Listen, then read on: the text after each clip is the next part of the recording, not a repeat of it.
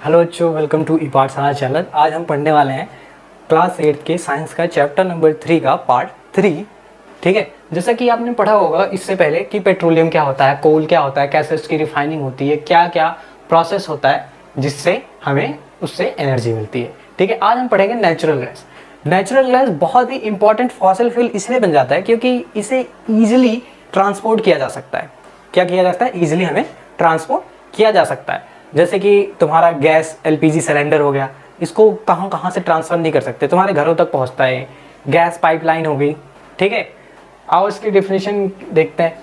क्या है? Natural gas is stored under high pressure as compress natural gas. Natural gas को बहुत ही हाई प्रेशर में कंप्रेस किया जाता है, जिसको हम क्या कहते हैं? सीएनजी कहते हैं, जो कि हम कार वगैरह में यूज करते हैं।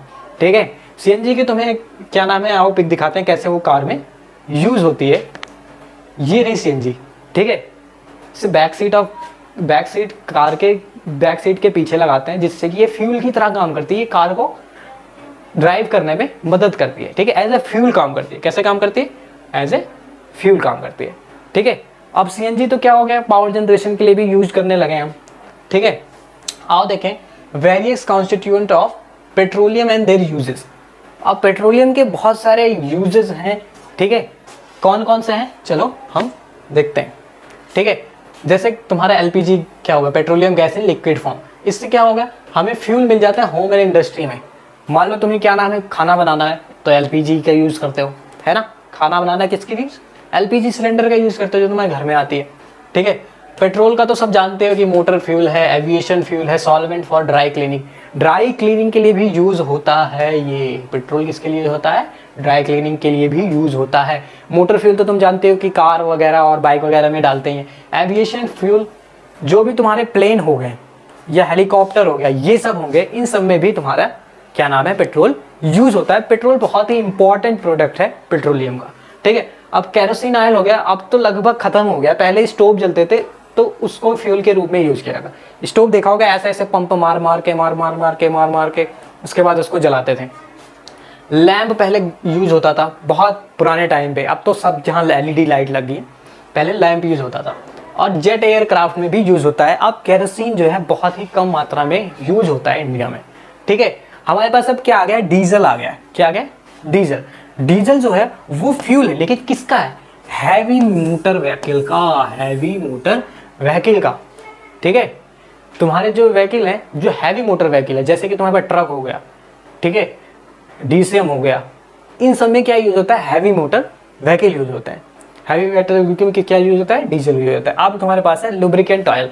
लुब्रिकेंट ऑयल जैसे कि तुम्हारा इंजन ऑयल हो गया, ठीक है, इंजन ऑयल डाला तो ये सब लुब्रिकेंट ऑयल है। ये सब यूज किए जाते हैं लुब्रिकेशन में, मशीन के लुब्रिकेशन में। कोई भी मशीन है उसमें लुब्रिकेंट ऑयल डालना पड़ता है, वरना वो मशीन खराब हो जाती है, उसका वेयर टेयर हो जाता है।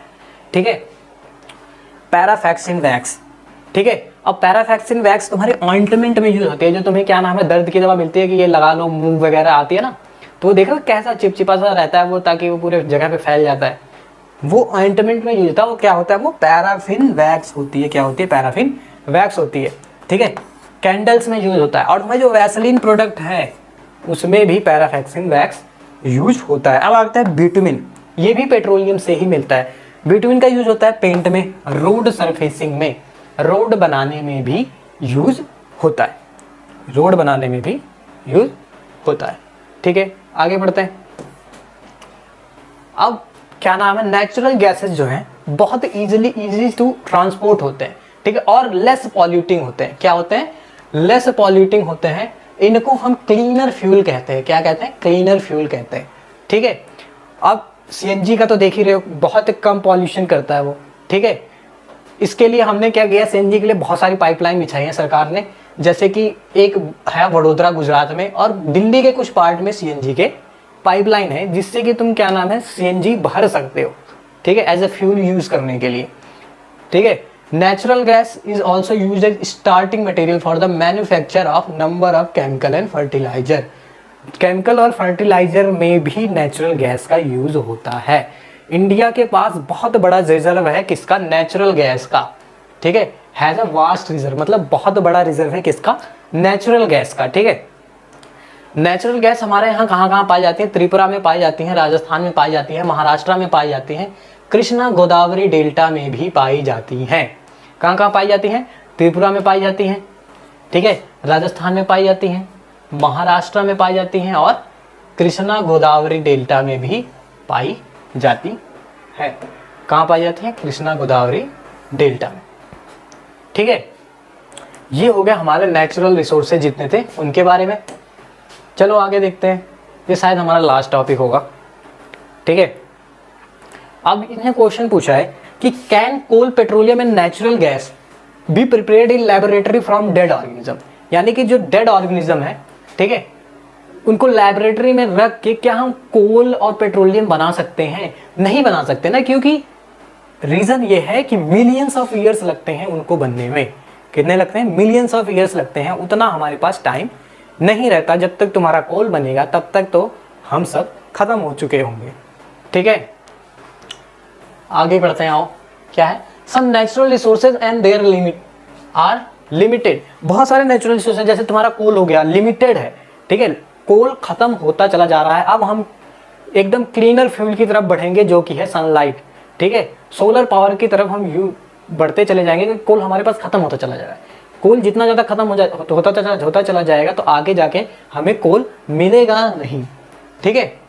अभी तो हम हमारे पास कुछ रिजर्व है जिससे हम कुछ लास्ट कर सकते हैं, कुछ 50-60 सालों तक या 100 सालों तक, या उससे पहले भी हमारे पास ये सारे जो नेचुरल रिसोर्सेज हैं, जो एग्जॉस्टिबल रिसोर्सेज हैं, वो ख़त्म हो जाएंगे, ठीक है।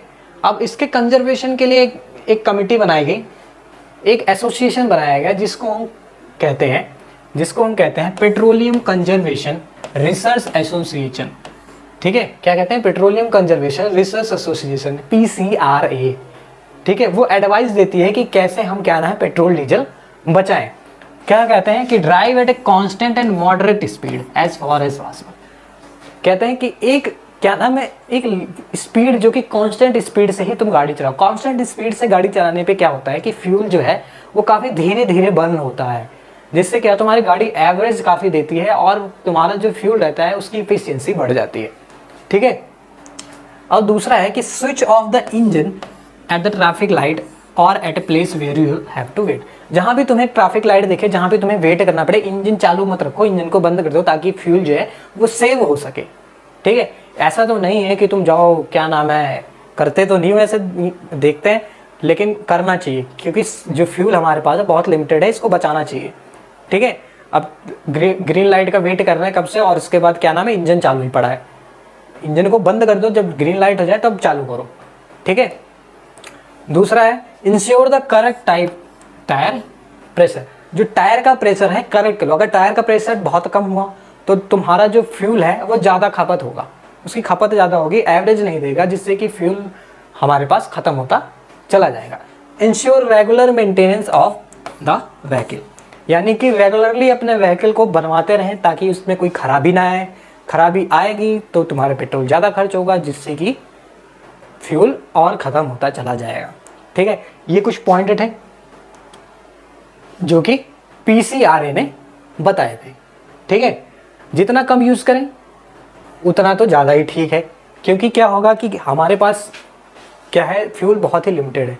एक एज ए मॉरल बूस्टर हम बता रहे हैं कि ये तुम्हें करना चाहिए भैया, क्योंकि क्या है कि फ्यूल हमारे पास बहुत लिमिटेड है, ठीक है। ऐसा ना हो कि तुम्हारे जो बच्चे आए, ठीक है, उनको फ्यूल मिले ही ना, या तुम जब बड़े हो 50 साल के या 60 साल के हो जाओ, तुम्हारे पास फ्यूल ही ना रहे, फिर वो बाईसाइकिल पे तुम्हें जाना पड़ेगा, जो कि टाइम की बहुत ज़्यादा खपत होगी, ठीक है।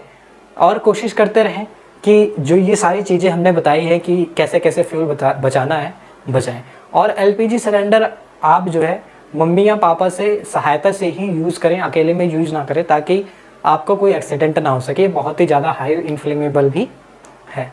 तो ये है हमारा क्लास 8 का साइंस का चैप्टर 3 जो कि ख़त्म हो चुका है। मिलते हैं आपसे नेक्स्ट चैप्टर में, तब तक के लिए जय हिंद, जय भारत।